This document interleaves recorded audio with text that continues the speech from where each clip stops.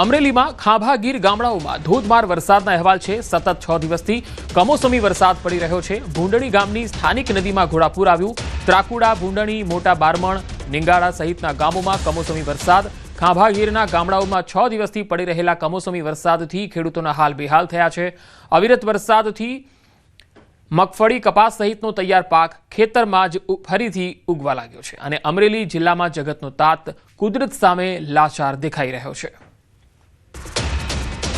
તો અમરેલીના સાવરકુંડલા પંથકમાં પણ કમોસમી વરસાદનો કહેર છે।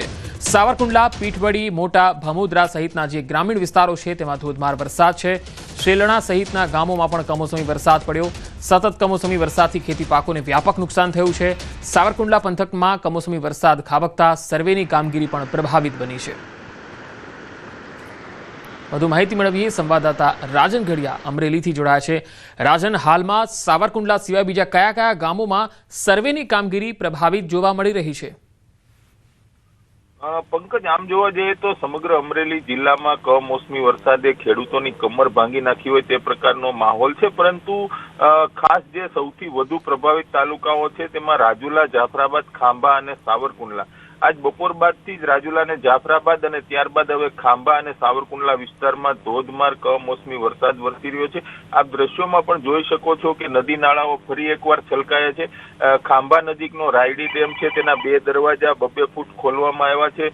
બીજી તરફ સાવરકુંડલા પંથકમાં આજ બપોર બાદથી જ જે સર્વેની કામગીરી શરૂ થઈ હતી તે કામગીરી પણ પ્રભાવિત થઈ છે, કારણ કે સર્વેયરોને હવે ખેતરોમાં જવું પણ મુશ્કેલ બન્યું છે। એટલે એક રીતે જોવા જઈએ તો ખેડૂતોને જે સહાયની આશા હતી તે સર્વે ઉપર હતી। હવે સર્વે શરૂ થાય તો જ ખેડૂતોને સહાય મળી શકે છે, બાકી તો કુદરત જે રીતે રૂઠી છે અને ખેડૂતોને જે નુકસાન થયું છે તે કોઈ પણ ભરપાઈ કરી શકે નહીં તેવી પરિસ્થિતિ છે। પંકજ, રાજન, સૌથી વધારે સાવરકુંડલા તાલુકામાં નુકસાન છે કે પછી અન્ય તાલુકામાં પણ છે? પંકજ, નુકસાનની વાત કરવામાં આવે તો સૌથી વધુ નુકસાન છે રાજુલા, જાફરાબાદ, 4 તાલુકાઓમાં સૌથી વધુ નુકસાન છે, પરંતુ સૌથી વધુ પ્રભાવિત રાજુલા તાલુકો છે। રાજુલા સિવાય ખાંભા અને સાવરકુંડલાના વિસ્તારોમાં પણ ખૂબ મોટા પ્રમાણમાં ખેતીને નુકસાન થયું છે। આ વિસ્તાર છે કપાસ અને મગફળીનો મોટા પ્રમાણમાં ઉત્પાદન કરે છે। કપાસ જે તૈયાર થયો હતો, પંકજ હું આપને સમજાવું, જે કપાસ તૈયાર થઈ અને ખેતરમાંથી ઘરે જવાનો હતો એ કપાસ હવે બીજી વખત ખેતરોમાં જ ઉગવા લાગ્યો છે, એટલે ખેડૂતો માટે ખૂબ કપરી પરિસ્થિતિ છે। આ સ્થિતિમાં સરકારે સહાય આપવાની જાહેરાત કરી છે, પરંતુ જો સર્વે હાથ ધરાય, સર્વે પૂર્ણ થાય તો જ સહાય મળી શકે, પરંતુ હવે આ કમોસમી વરસાદે સર્વેના કામમાં પણ બાધા ઊભી કરી છે, એટલે ખેડૂતો માટે ખૂબ આ કપરો સમય છે। પંકજ જી, રાજન, આપ લાઈન પર જોડાયેલા રહેશો। વધુ એક સમાચાર અમરેલીથી જ આવી રહ્યા છે। અમરેલીમાં ખાંભા ગીરના ગામડાઓમાં પણ વરસાદના અહેવાલ આવી રહ્યા છે।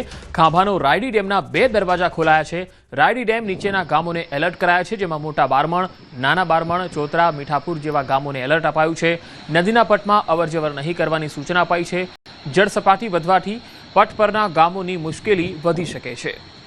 વધુ માહિતી મેળવીએ સંવાદદાતા રાજન ઘડિયા જોડાયેલા છે। રાજન, રાયડી ડેમ છલકાયો છે, તેના પાણી છોડવામાં આવી રહ્યા છે, ત્યારે સૌથી વધારે પ્રભાવિત થનારા ગામો કયા?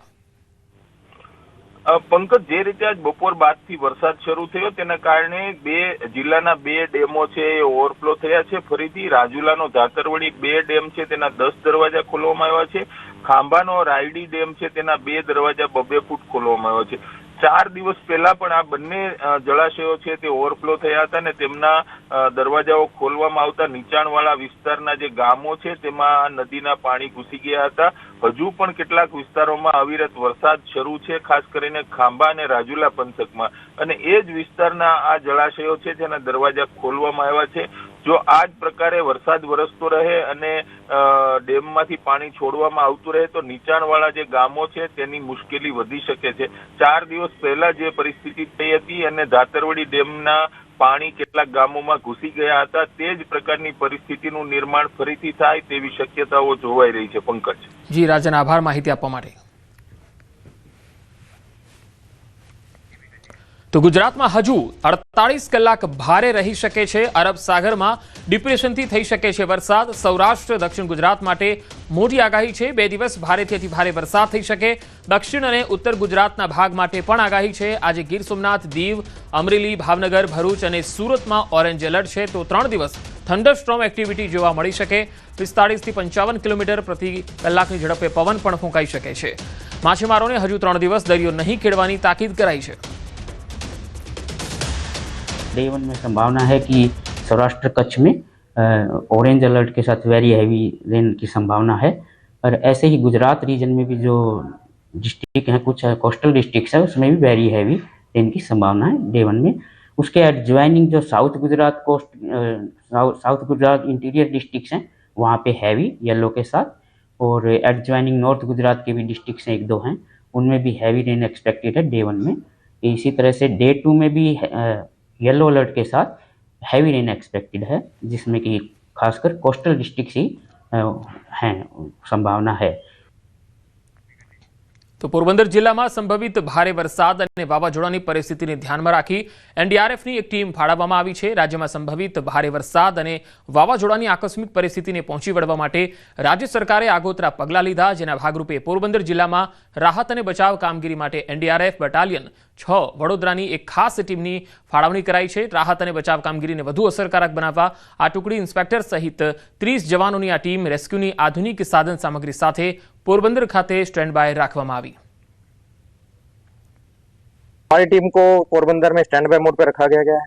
किसी प्रकार की कोई भी आपदा हो तो उसके लिए हमारी टीम को यहाँ पर रखा गया है, ताकि हम रिस्पॉन्स करके और वहाँ पर रेस्क्यू कर सकें और इवैक्यूएशन कर सकें। સૌરાષ્ટ્રમાં કમોસમી વરસાદને લઈને લોકો મુશ્કેલીમાં મુકાયા છે, ત્યારે રાજકોટ જિલ્લામાં છેલ્લા 1 અઠવાડિયાથી કમોસમી વરસાદથી ખેડૂતો મુશ્કેલીમાં છે. ખેડૂતોએ વાવેતર કરેલ મગફળીનું વાવેતર નિષ્ફળ થયું છે.